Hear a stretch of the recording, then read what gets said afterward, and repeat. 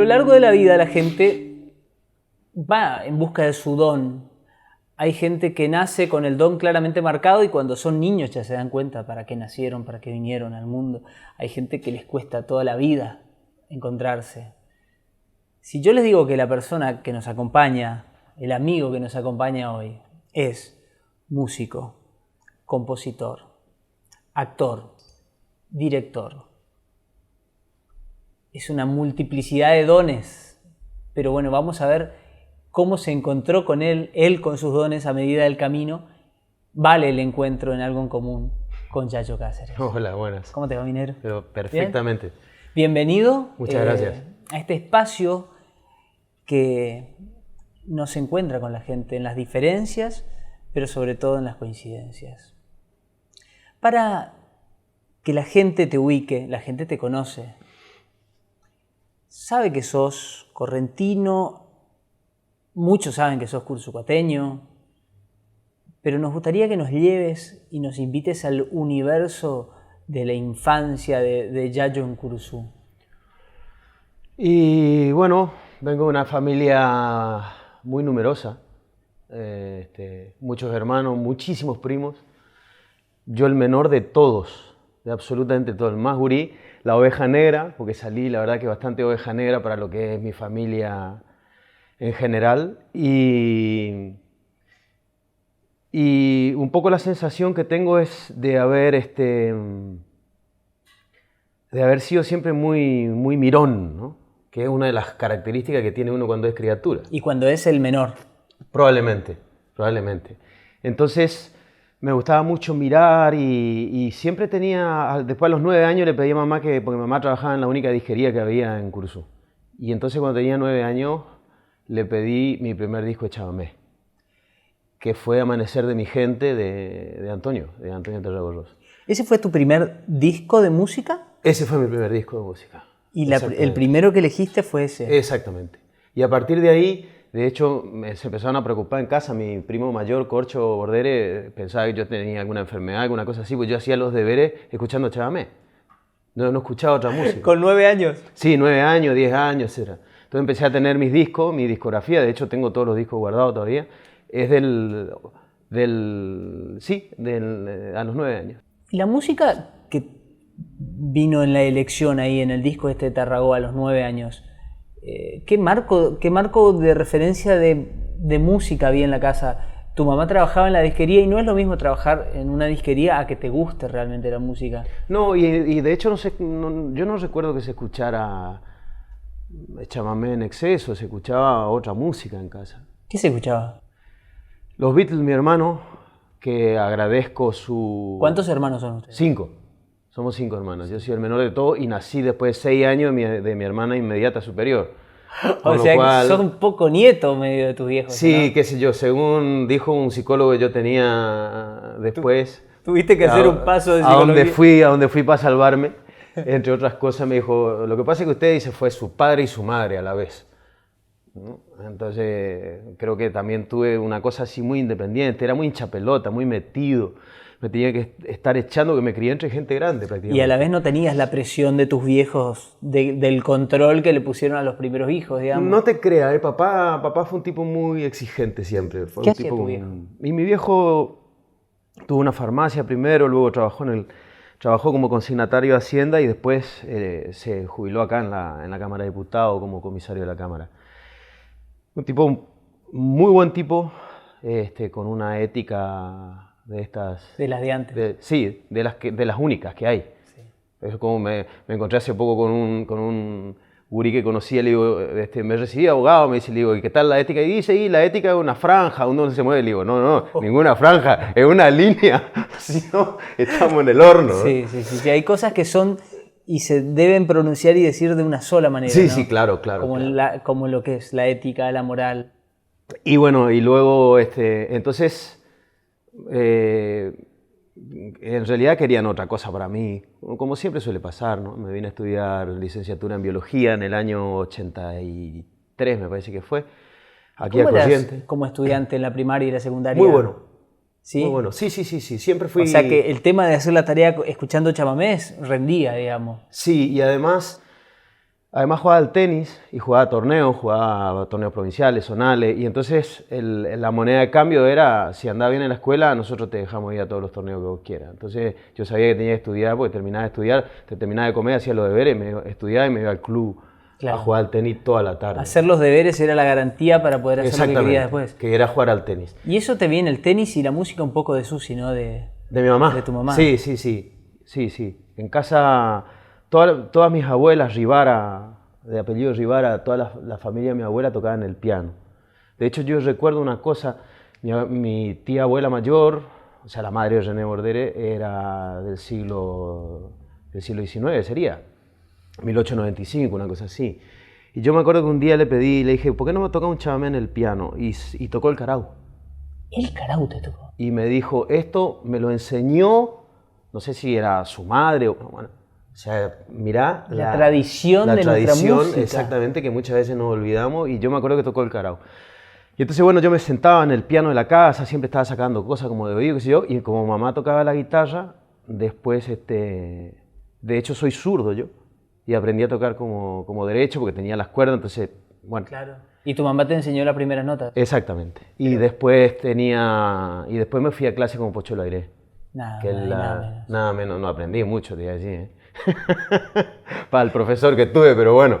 Yo también tomé clases con Pocholo y creo que debo ser de sus alumnos menos destacables, lógicamente. Sí, conmigo fracasó el pobre lobo. Pero la admiración hacia el maestro es intacta. No, por supuesto.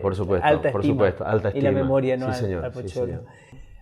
Terminás la secundaria, la idea era venirte a estudiar... Medicina. Y me vine, hice el curso de ingreso y saqué buen puntaje todo, pero no había cupo, porque luego se sortean los cupos, ya ni me acuerdo cómo era.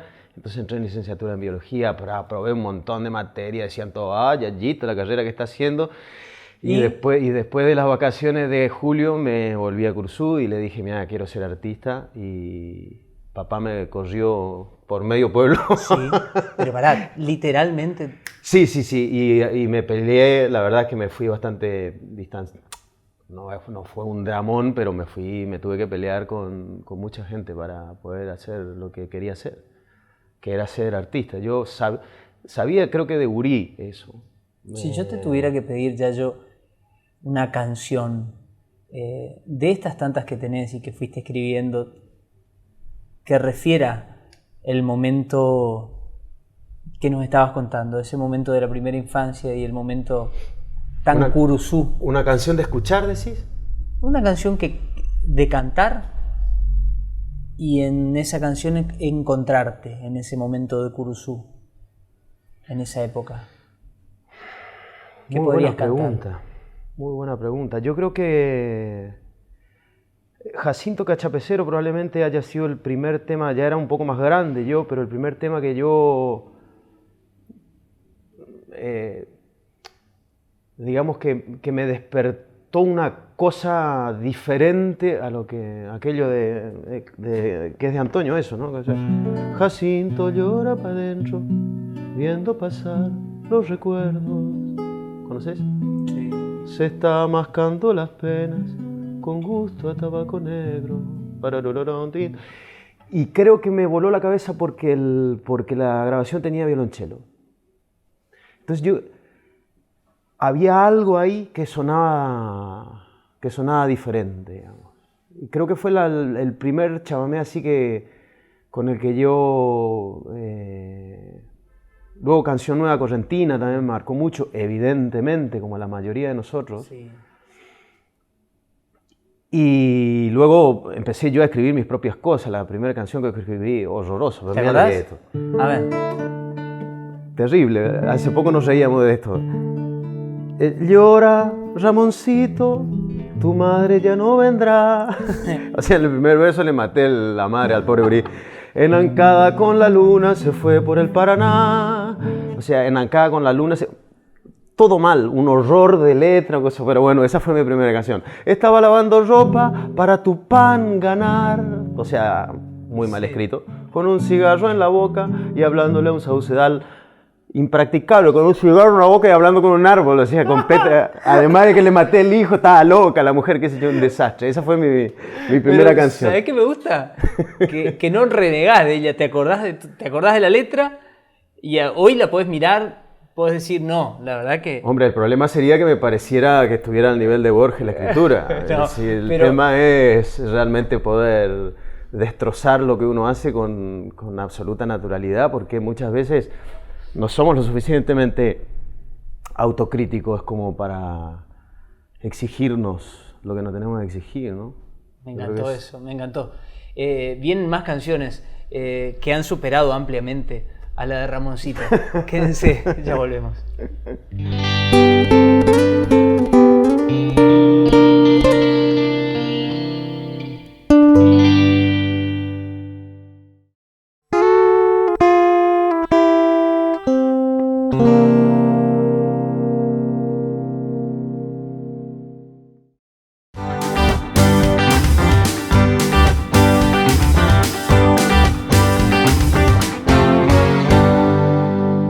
Les traigo una muy buena invitación, recordándoles que Casinos del Litoral, lo máximo en diversión, presenta todos los domingos shows espectaculares en la terraza del casino, con el atardecer sobre el río Paraná de fondo.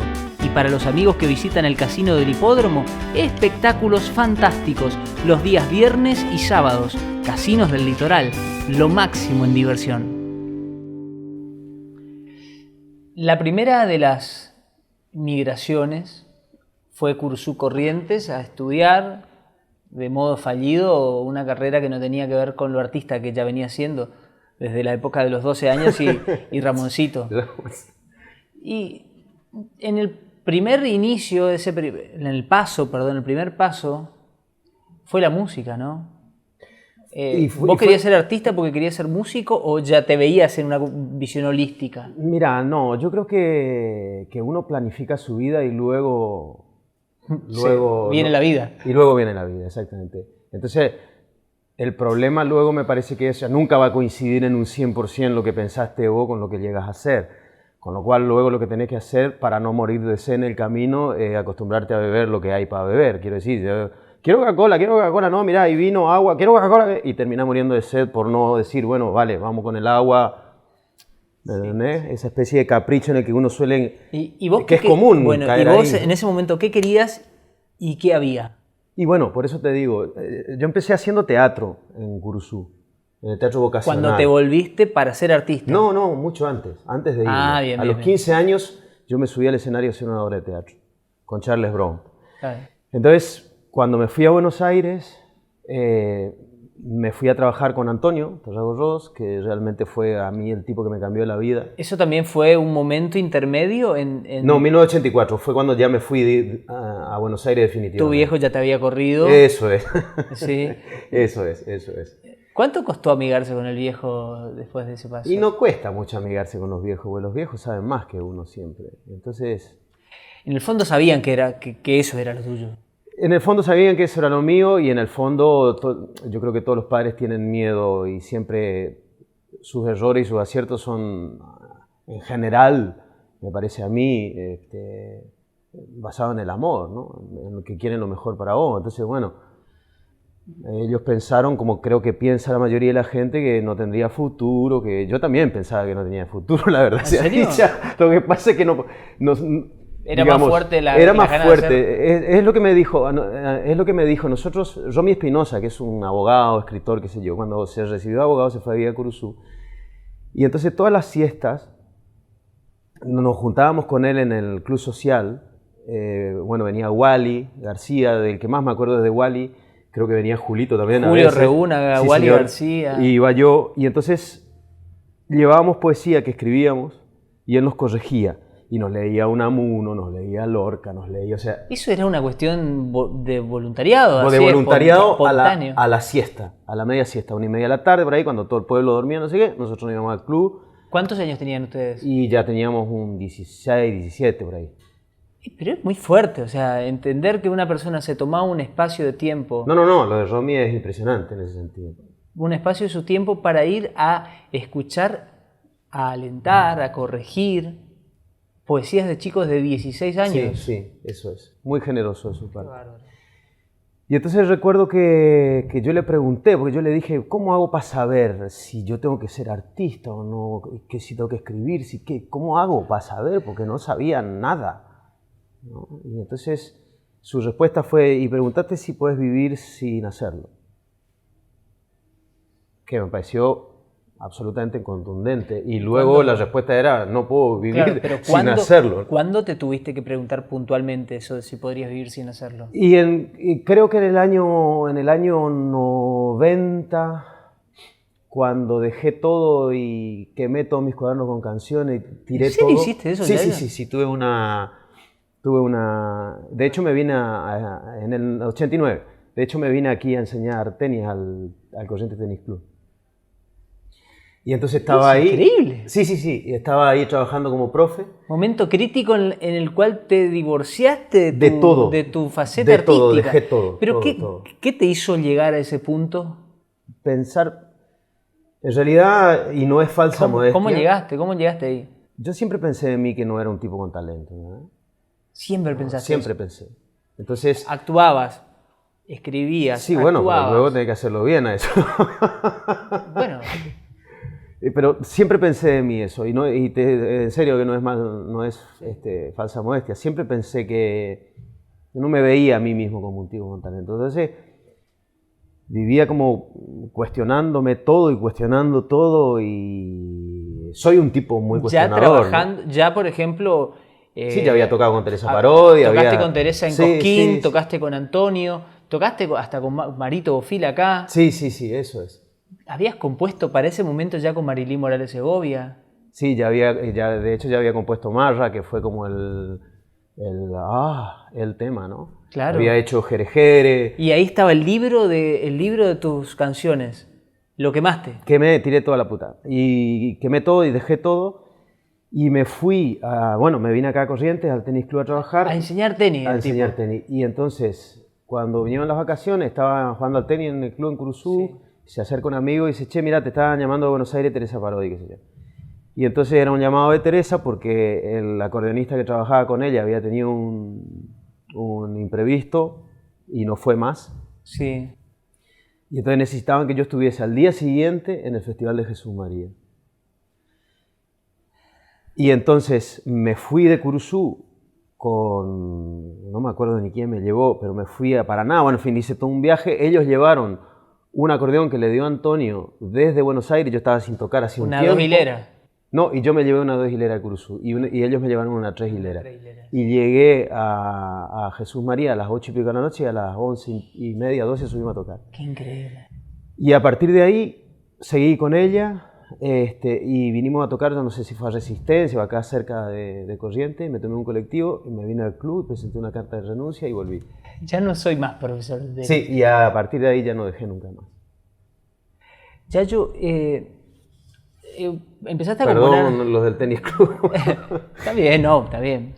Empezaste a componer desde los 12. Sí. Me da la sensación de que lo que empezaste a cantar y en las melodías y en la mirada, digamos, no se condecía con lo que se escuchaba en ese momento masivamente como chamamé. Hay como una nueva canción y ahí se nota la llegada de Teresa, Antonio, ¿no? Sí, yo creo que sí. Y luego la lectura. En casa se leía mucho, papá leía mucho y yo leía mucho de criatura. Entonces, la lectura siempre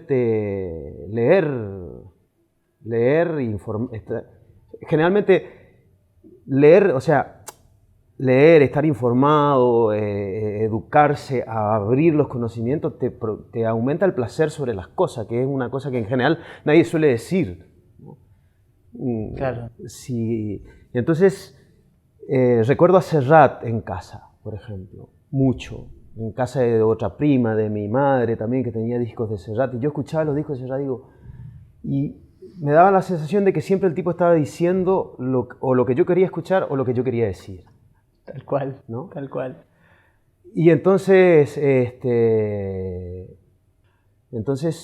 yo creo que todo eso es lo que te dispara la fantasía, porque al final hacer arte es vivir. En realidad, Yo creo que el hombre está mucho más en contacto con los actos poéticos de lo que cree, ¿no? O te levantás a la mañana, mirás a tu hijo y decís, sentí el amor, no sé. En un gracias. Es un acto poético. El tema es qué haces vos con eso.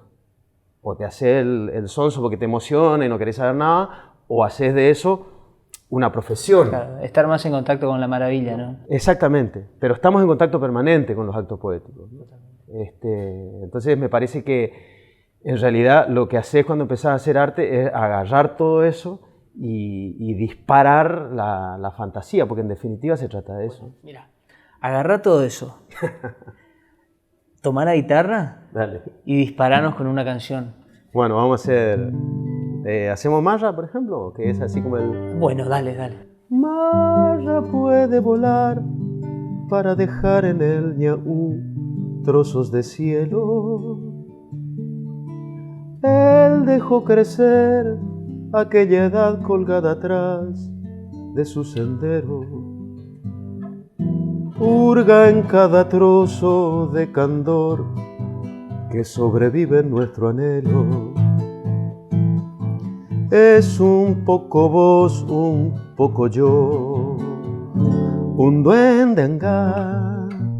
Anda marra muy te chamame en bopú, anda marra cantando jirón de luz, prodigando niñez en mi curso, juega el tren sin vergüenza en el polvaderal. Anda marra muy te chamame en bopú, anda marra cantando jirón de luz, prodigando niñez en mi curso, juega el tren sin vergüenza en el polvaderal. Veo el cielo llorar y salpicar su realidad de brillos nuevos, y me hace temblar solo pensar que el llanto gris le moja el vuelo. Hurga en cada trozo de candor que sobrevive en nuestro anhelo. Es un poco vos, un poco yo, un duende angá. Anda marra muy te chamame en bopú, anda marra cantando jirón de luz, prodigando niñez en mi curso, juega el tren sin vergüenza en el polvaderal. Anda marra muy te chamame en bopú, anda marra cantando jirón de luz, prodigando niñez en mi curso, juega el tren sin vergüenza en el polvaderal. Marra puede volar. Ya volvemos.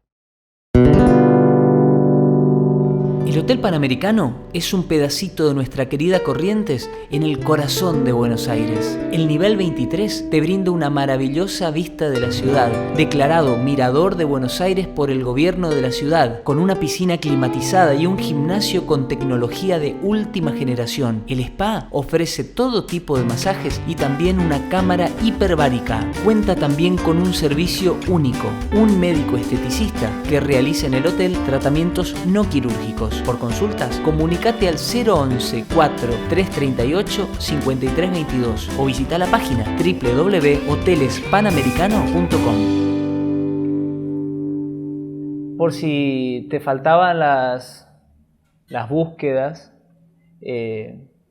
renegaste de lo que venías escribiendo, lo tiraste al bombo, y también te aventuraste a la par, digamos, con el teatro, que es un poco recuperar esa pasión de haber visto las películas con el tío en Curuzú, querer meterte adentro. El teatro, estudiar teatro fue un poco querer meterte adentro de eso que vivías en la infancia, ¿no? Probablemente. Yo recuerdo una vez, mi papá me mandaba a la noche a comprar, el cine donde íbamos nosotros a ver matinés se cerró, un buen día se cerró. Estuvo mucho tiempo cerrado, nosotros vivíamos enfrente, mi amigo Tatá al lado, que era con el que yo iba al cine. Entonces papá me mandaba a un kiosco a comprar caramelos, revistas, ese tipo de cosas a la noche. Y entonces una noche volvía y vi luz adentro del teatro. Entonces me fui, me paré en punta de pie, sí, alcanzaba apenas el ojo de la cerradura y miré adentro y vi un ensayo de teatro. Fue la primera vez en mi vida que vi un ensayo de teatro. Era muy chico yo. Y ahora, hace poco, años después, escribí como un cuentito así cortito, en donde dice, es la historia de ese día, y entonces miré por el ojo de la cerradura y una parte de mí se metió por el ojo de la cerradura y se quedó en el escenario y ya no volvió nunca más. Y se encuentra conmigo cada vez que subo a un escenario. Qué capo. Porque digamos... porque el hombre escribe cuentos también. Sí, bueno, muy malos, pero... No, deja de joder, chacho. Sí, pero bueno, eso, como cosillas así, ¿no? Impresionante. Y entonces el tema es que, digamos, lo que te permite el teatro es subir a decir... O sea, es como si fuera la vida sin la parte aburrida, ¿no? Eso te iba a preguntar. ¿Qué se requiere para ser actor? ¿Qué te enseñaron cuando vos estudiaste con maestros del teatro argentino grosísimos? Sí.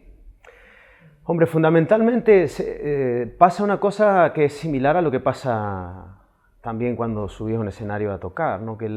Es una cuestión casi de energía, ¿no? Estamos aquí, si yo tuviese que estar actuando aquí, o sea, la energía es otra, el envío es otro, ¿no? ¿Me entiendes? Hay como algo de amplificación permanente.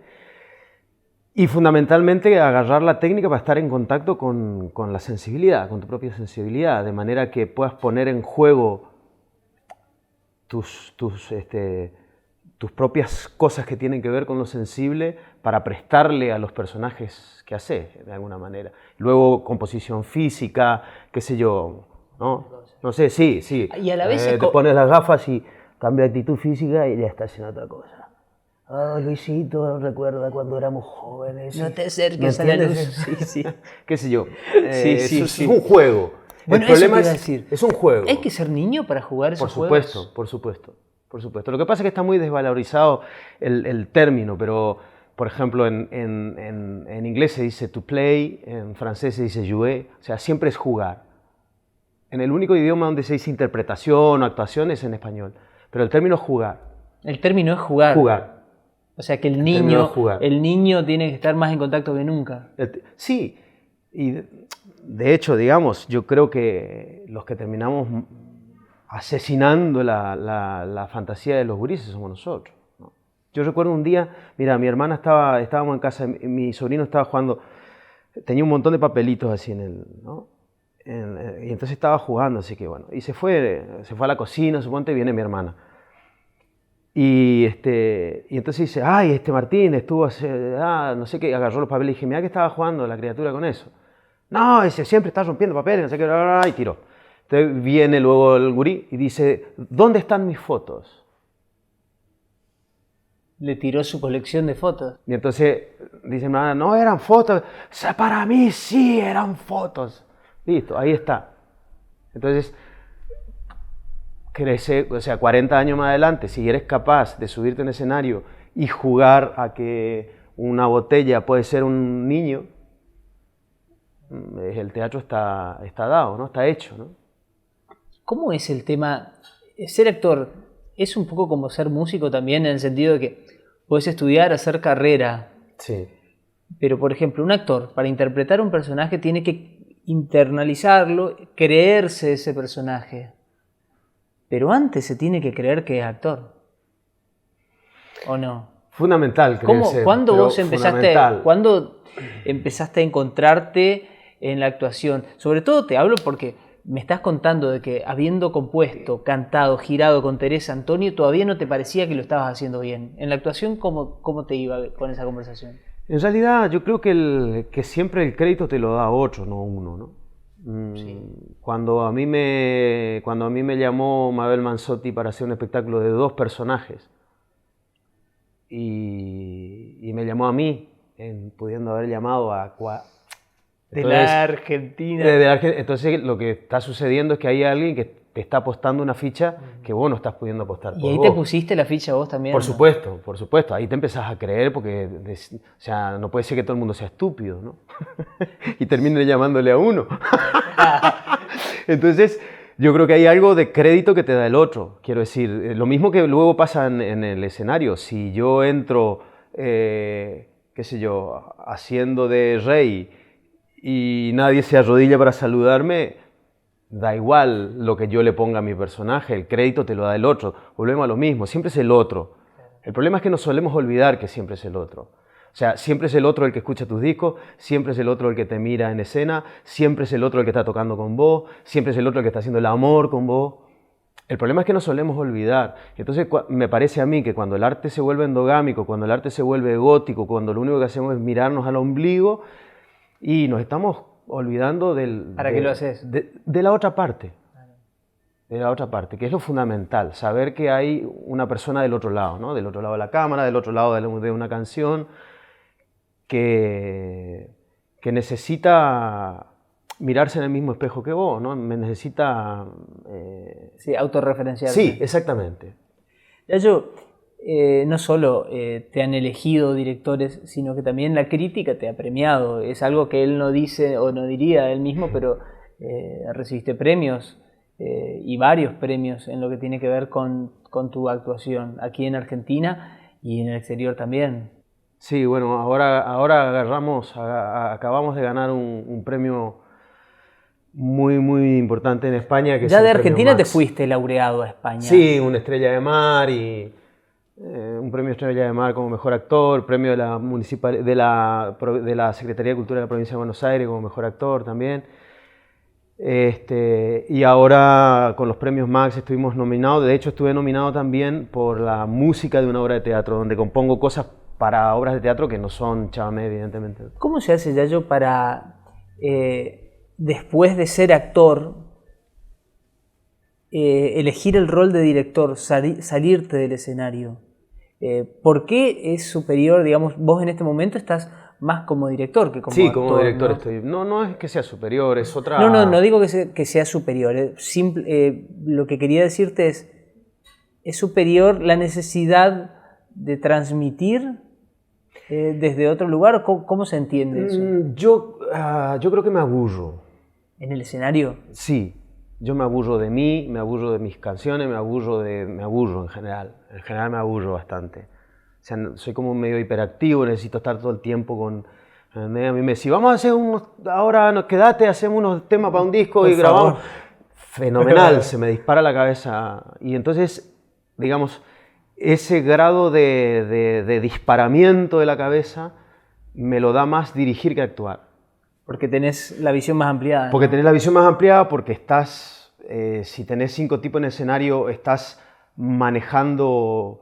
tenés que estar digamos, en la frecuencia y con cada uno de los que está ahí, luego ordenar todo, tener una visión, porque en realidad cuando dirigís lo que tenés es un viaje, ¿no?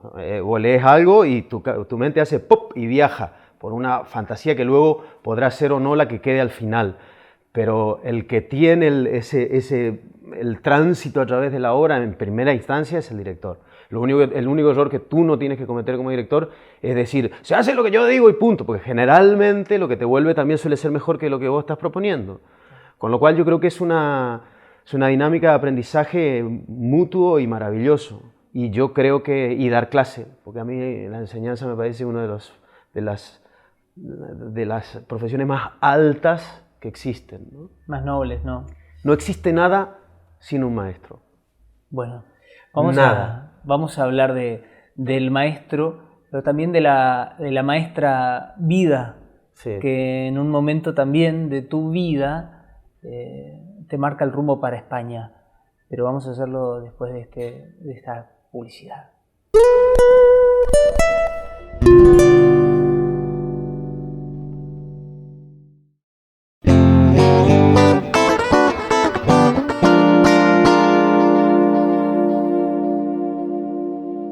Y uno recomienda siempre lo más confiable, y sinónimo de confianza es la estación de servicio Shell Virgen de Itatí, en la intersección de la Ruta 12 y la Ruta Provincial número 5, pionera en el Nordeste con la nueva imagen de Shell.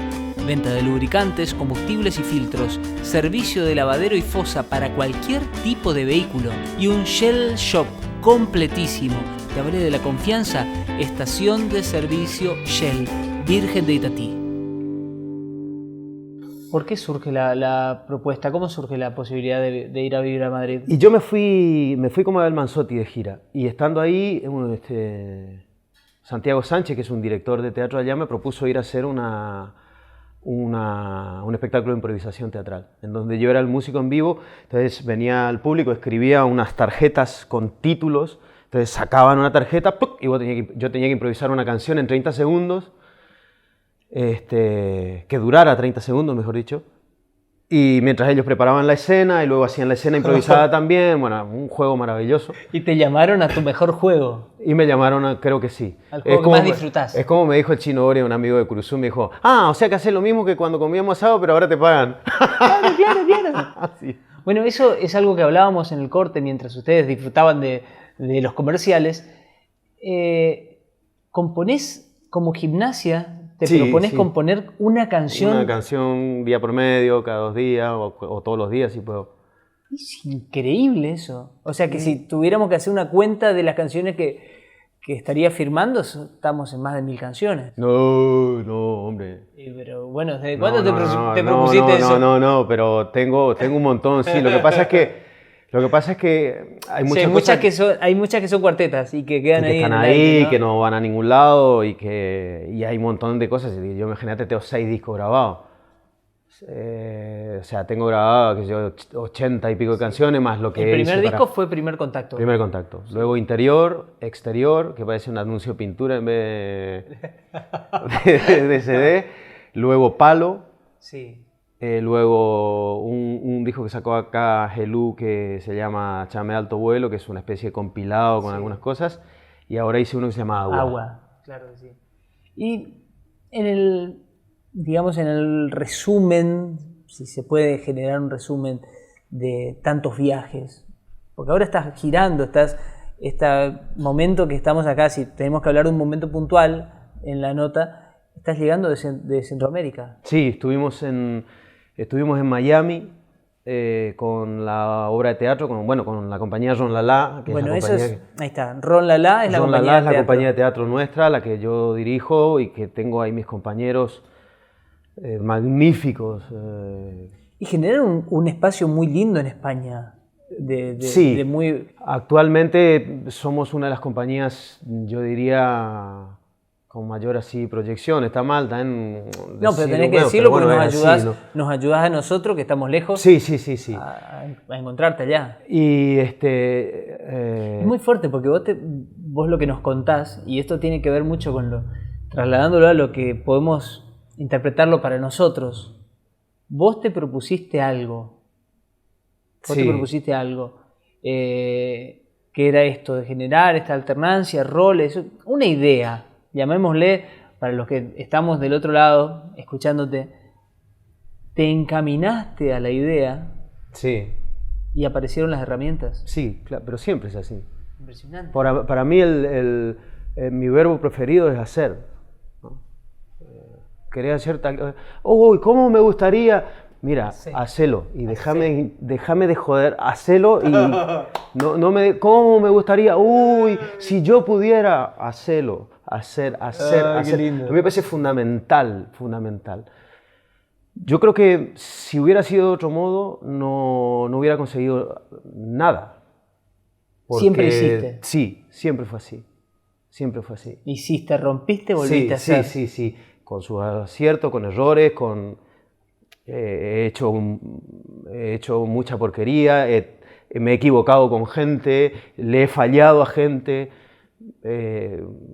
Quiero decir, también hablar de esto, porque es que si no parece que con toda la mierda y con todo lo bueno, hacerte tu propio camino. Yo creo que es fundamental hacer como fundamento del movimiento, de las cosas, ¿no? Sobre todo teniendo en cuenta que todo es dinámico, ¿no? Que el círculo tiene que estar cerrándose en todos los sitios.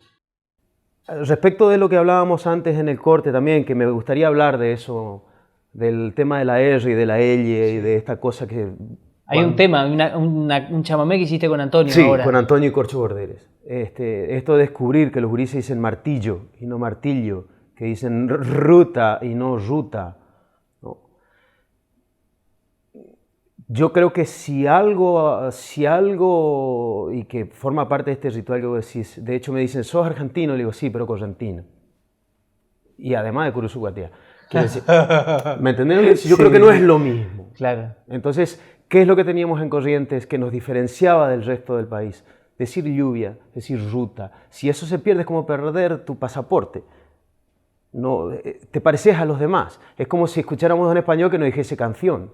Dijese canción. Decir, o es andaluz o es canario. ¿No? Pero en el resto del país dirían canción. Con lo cual... recuperar el orgullo, ¿no? Y la manera de hablar que es cultura. No es costumbre, es cultural, es cultura, es lo que te...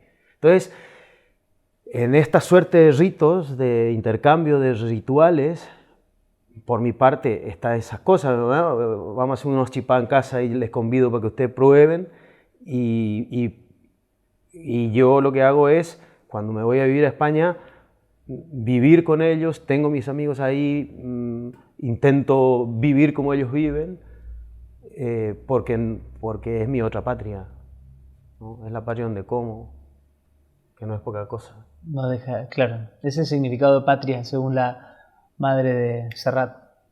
Decía que la patria era donde comen sus hijos. Eso es. Yayo, hay una canción tuya muy bonita que me encantaría que nos compartieses, que es Rutas del Alma. Ruta del Alma, es el singular. Sí. Ruta del Alma, porque me Sí, parece claro. que es un modo muy lindo de mirar panorámicamente una muy buena historia de vida para compartir, para sentirse claro. identificado. Ruta del Alma, ese va a cantar vos, yo te hago el estribillo, que es muy fácil. En realidad esto es como una especie de... intentó ser una suerte de síntesis, ¿no? Un mundo lleno de ilusión y chucherías, una casita siempre cálida de amor, una mañana que era clara en la ventana y mil historias despertándome emoción. Después el barrio, fin y origen de las cosas, la gurizada medio en patas y el portón, con las canicas reventando los bolsillos, y la ida al cine para ver las de cowboy.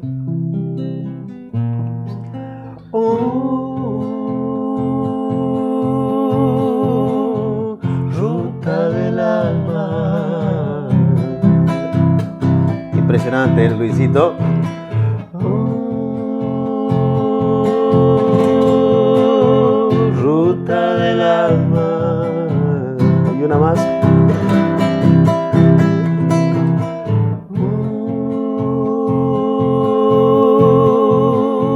Ruta del alma, lo que fui y lo que soy.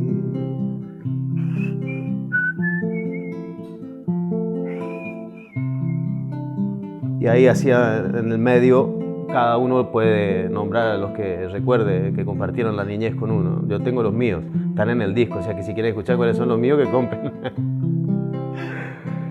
En tanta duda que me dio la adolescencia, anduve mares de tormentas y de alcohol, y parecía que era el fin de la esperanza, y como siempre me salvaba algún amor.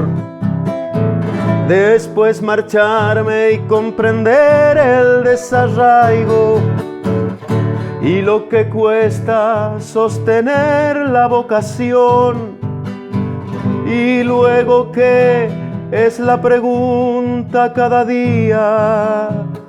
lo que perdure en el remanso del adiós. Y vamos.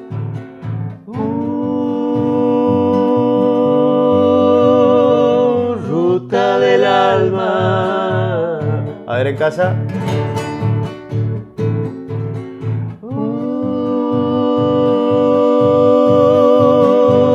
Ruta del alma.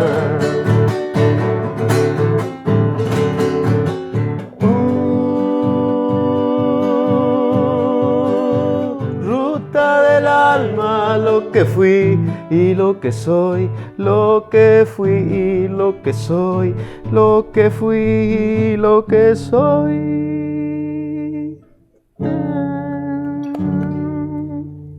Gracias, Yayo. A ustedes.